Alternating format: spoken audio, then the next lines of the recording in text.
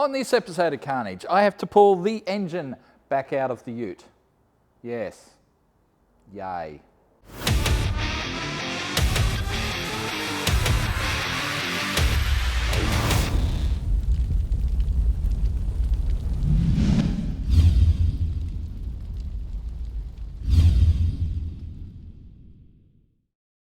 Well, it's not as bad as you all think. You're all thinking, Scotty, what have you done? You've stuffed something up.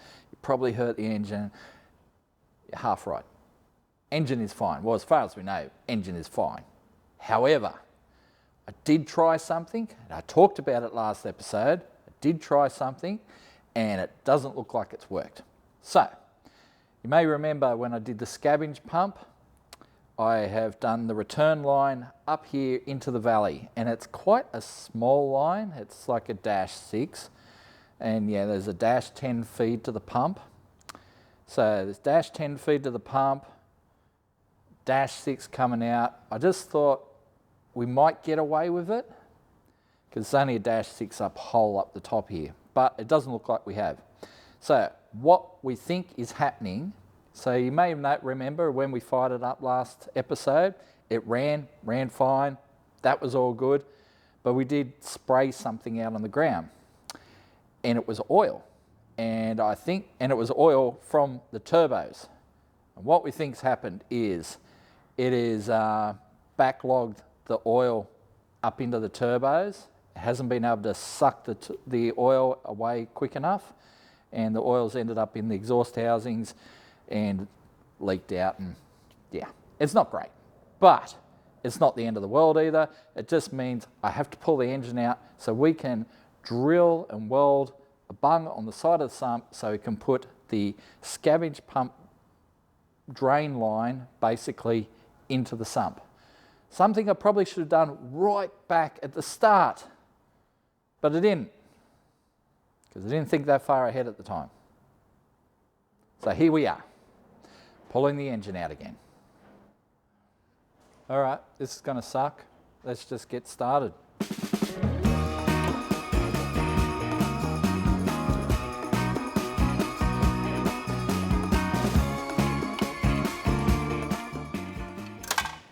Bugger. So you're probably saying to yourself, well, do you really need to do it? Well, there's another reason I've got to pull the engine as well, and that is because we have a slight oil leak right up the back where we've got that adapter fitting on the sump. We need to seal that a bit better. It's not the sump and it's not the adapter per se, but because they're not really designed to work together, I think it might be that because of where the holes are threaded into the top of the adapter from inside the sump, oil is going down through the threads and just weeping out, and I didn't seal them. Stupid me. So I'll have to seal them. So it means another reason the sump has to come off. Bugger.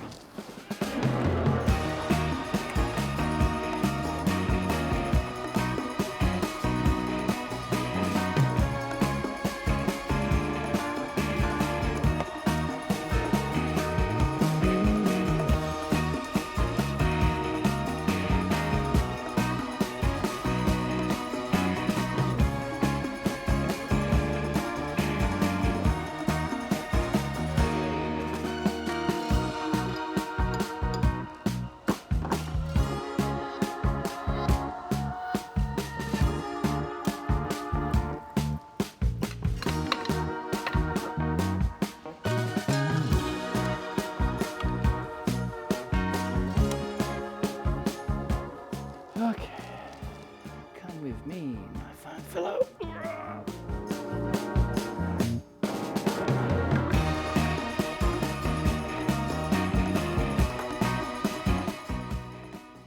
So when we fired up the engine at first, you saw that first little fire up, we checked it had oil pressure and it didn't show oil pressure on the sensor, and same thing kind of happened when we preloaded the oil system. We're like, why is the oil pressure not showing? I don't know, maybe we have a dud sensor or something, because we put a mechanical gauge on it and fired it up again and it had 50 pounds of oil pressure. So preloading the oil system definitely worked, but yeah, for whatever reason, I don't know if it's my sensor settings, but Don't know why they would be wrong, because every other sensor works. Or if we got a bung sensor, don't know.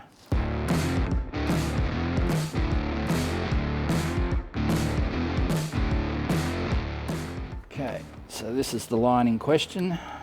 As you can see, yeah, not massive.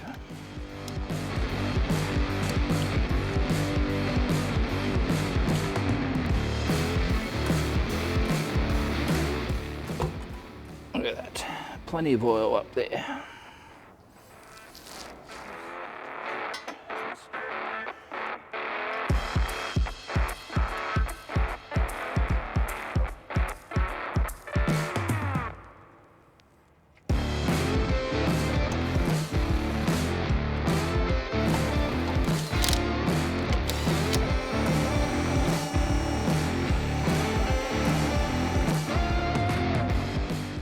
So as I mentioned, the other reason to pull the sump is these couple little oil drips up the back here. We'll have to undo our remote oil lines and obviously pull the engine, pull the sump, and just reseal this adapter on the sump. Obviously I didn't do it right the first time. Yeah, once we seal it all up, she should be fine. All right, converter bolts, transmission off, oil lines, starter motor, plenty to do. Oil, of course there's oil. Why wouldn't there be oil?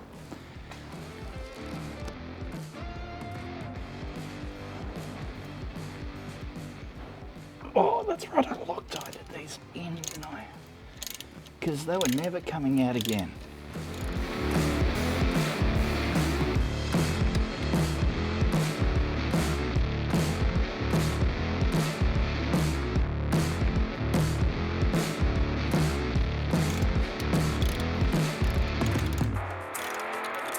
All right, converter is loose.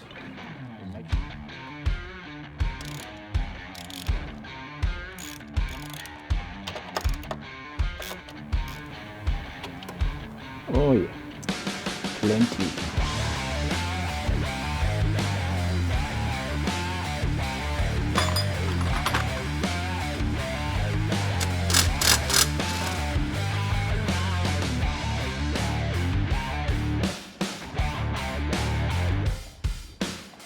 At least this oil is reasonably cheap.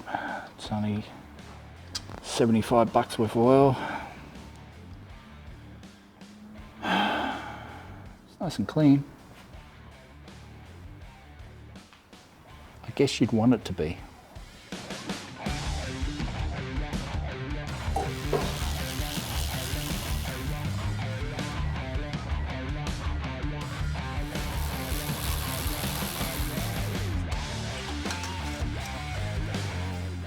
So we've got definite oil in this pipe, but if you feel, yeah, that is dry as a bone. There's no oil inside the header. So it's just backflowing past the seal into the turbine housing. So we're ending up with oil in the turbo. So it's definitely a back pressure problem of the scavenge pump. It is what it is. Oh, yeah, let's not run into the bonnet.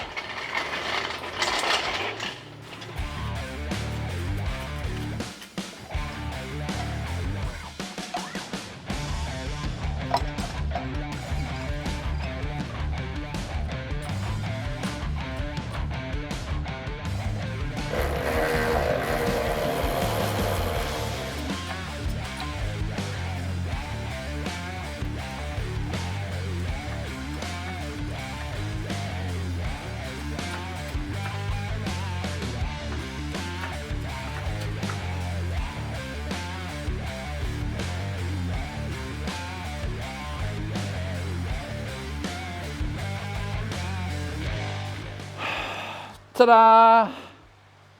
All right.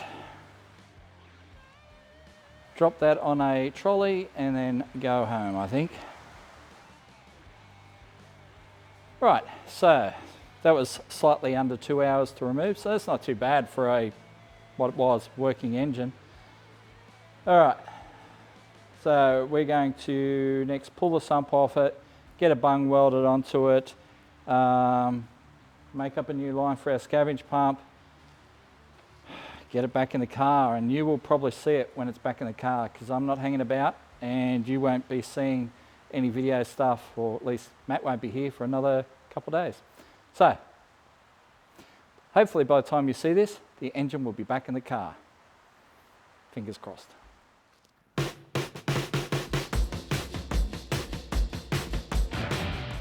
Right, so I was hoping to have this on the engine in the car before you saw this, but Matt has surprised me by showing up a day earlier. And so yeah, here it is sitting on the bench. So we have a dash 10 fitting there on the side of the sump. We got Ben at Top G Fab to do that for us again. Knocked it out very quickly. So he did say there was some unique challenges because not only is it a fabricated alloy pan, it's also anodized, as he discovered when he started welding on it. So anyway, it's on, it's there, dash 10 return, should be plenty given that we have a dash 10 feed into the pump, dash 10 out. It should be fine. It's also, yeah, we've made sure there's like no restriction inside. It's nice and big inside, so should flow plenty of oil. All right, now we have our adapter, our ProFlow adapter.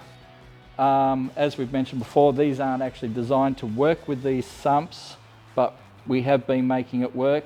However, I forgot to seal the threaded holes up here before, and I believe oil was actually getting up on top of the threads and then leaking down through the threads, through the fitting, and then under the car. It wasn't a major leak, but it was enough to be annoying. And you know what it's like. You build a fresh car, you don't want any leaks. Like, seriously. From the get-go, it should be fine. If a leak pops up later, that's life. It happens. But right at the start, there should be no leaks. So, let's make it leak-free.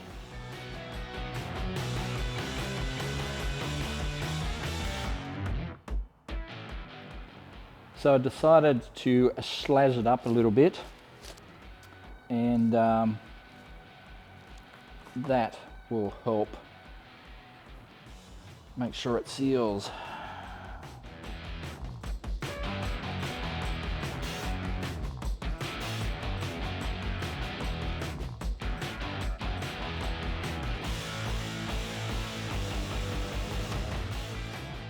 So there's a little bit of excess ooze that is oozed.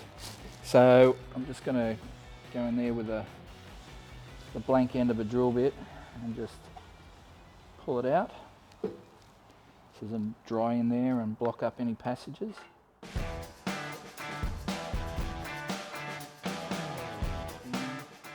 I gotta say, I love modern engines with their modern gaskets. Generally they are really good and mostly leak-free. Obviously we've had some slight issues, however we should be done with that. But generally modern engines are really good when it comes to leaks, so gotta love that. Wonder if part of our problem is that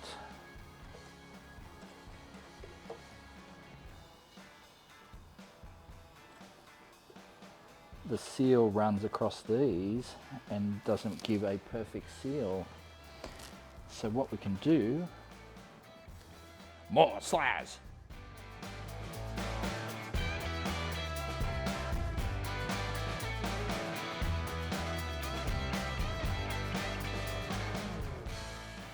Is that the problem?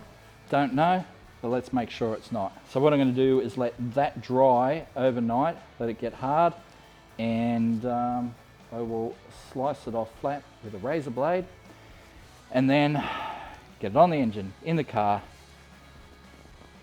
That should be awesome. And just like that, the engine is back in. Well, not just like that. You never realise how hard it is to put an engine in by yourself when you're alone here in the shed and you're trying to line up a million things and push a heavy engine into place and lower the engine hoist all at the same time. It can be quite difficult. But anyway, it's in now, it's bolted up to the gearbox, so I guess we just reverse the process. Let's get the valley plate back in, get the intake manifold back on, hook up the turbos. Let's get back to where we started and get this thing running right.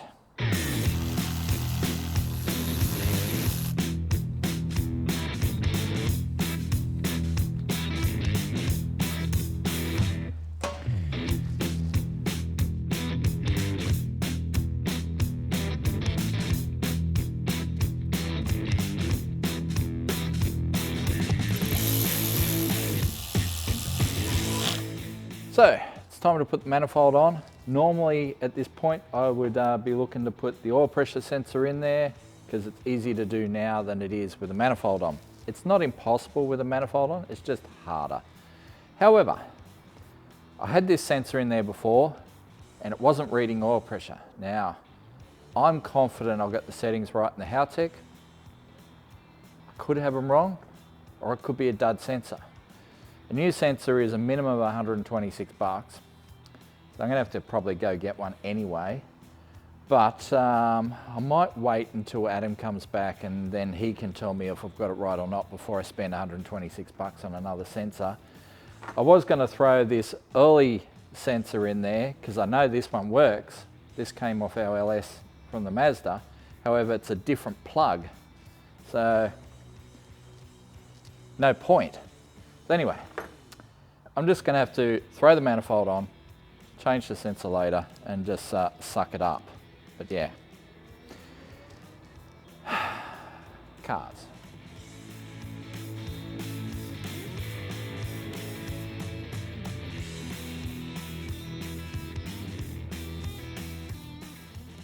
All right, this time I'm going to lay the wiring in the valley first because that caught me out last time. So yeah, drive-by wire, that's the one.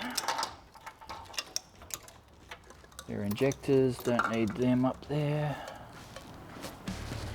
Here we go.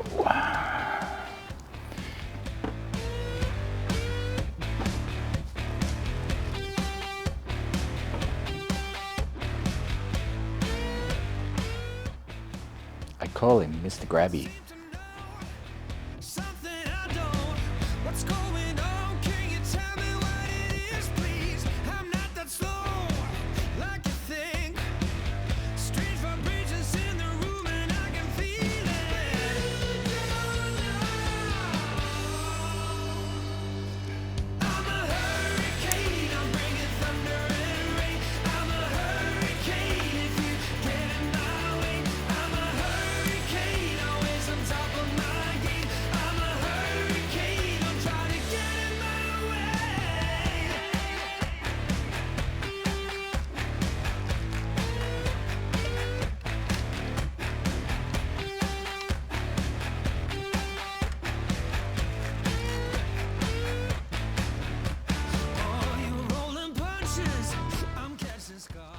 Well, I think we're pretty close back to where we were.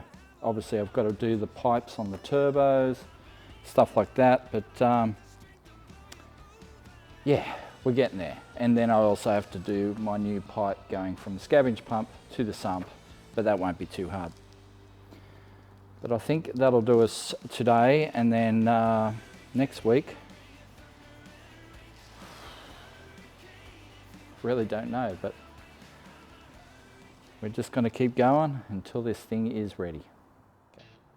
So we're back from our long weekend, and it is damn cold here in the workshop at the moment. It is freezing, but we've had a delivery, so check out my shafts. So we've ordered some axles from Race Products up in Queensland, good family, Aussie business, and we talked about the requirements we needed, and they were already aware of the car, and they just went, okay, so what are you aiming for? And I said, oh look, I think we're going to make between 1300 and 1500 horsepower, you know, at the crank. And they said, well, you'd probably be good with a 4340 axle, but how about we do you a set of 300M axles instead? And that's what they've done. So 300M is an even stronger material. These are basically the same axles that Adam's got in his Capri. So super strong. We will never break these things. And it even says on the M, 300M. So this is the shorter side one. They are circlipped on the end to help retain them from floating too far inwards. But yeah, there'll be a small gap between the axles. All we have to do now is put our center in, then we can throw our axles in, and the rear end will be done. Now I can't remember if we've talked about our diff center before or not. If I have, I apologize, but it is pretty cool. It is a cool diff center. So let's talk about it again. It is an RTS nodular iron center. It has an RTS billet chrome moly yoke. It has an RTS billet aluminium pinion support. It has US Pro gears in it, 3:5 ratio. And by Pro gears, I mean they have a thicker pinion, so you're less likely to snap a pinion off, as we see with a lot of cars when they get up around that 1,000 rear wheel horsepower mark and they start doing hard launches. Well, sometimes they just snap the pinion off. Well, with the Pro gears, you've got a lot less chance of that happening. We've also filled it with an Eaton Tru-Trac center. Right, so that'll be good for the street. Will it be good for 1,300 to 1,500 horsepower? Don't know. We might be pushing the limits of it with that, but we'll see how we go with it. At worst case, we might have to put a spool in it later, but we'll see how the Tru-Trac goes with the power that we're going to be putting into it. We've also got an RTS rubberized gasket there, so we're going to throw the gasket on there, get our center in, get our axles in there, and well, it'll be job done.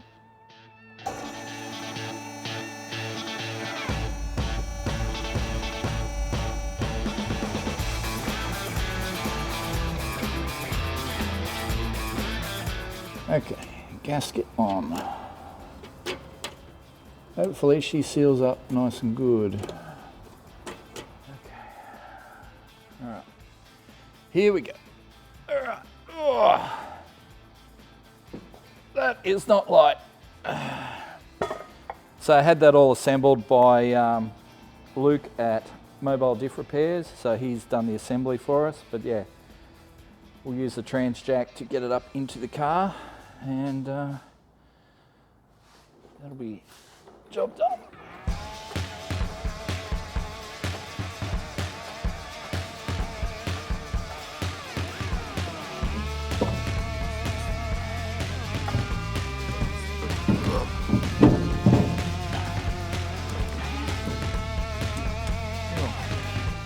Okay, that wasn't too bad. All right, let's get some nuts and washers on it. Lock her in.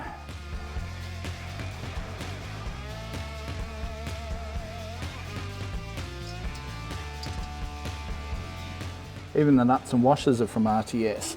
So, copper washers and locking nuts.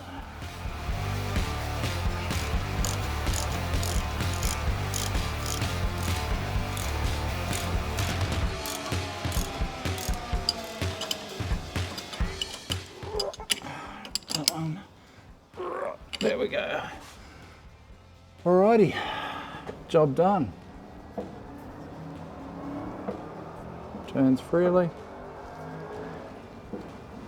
It's just what we need. All right, axles.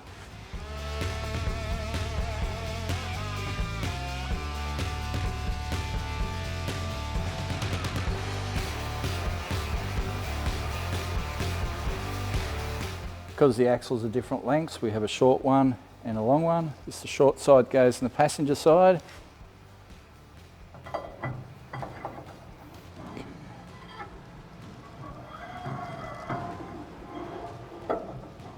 Alright, just might have to turn the centre slightly for it to line up. There we go. We've got alignment. Alright, I'm just going to have to tap that in.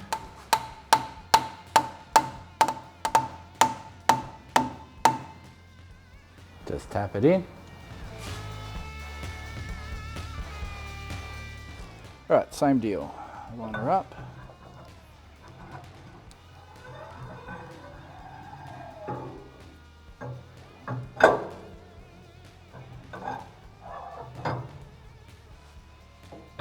Lined up.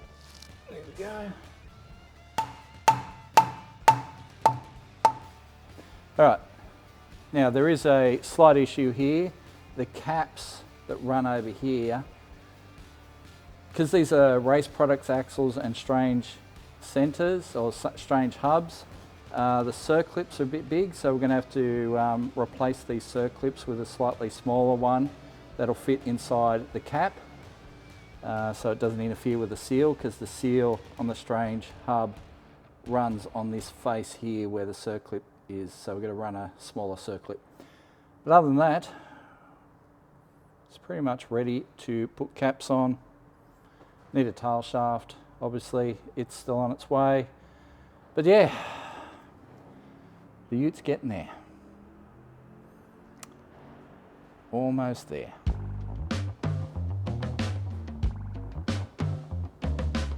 So we are getting pretty close to done with this thing. So we're waiting on the tail shaft, that should be here shortly.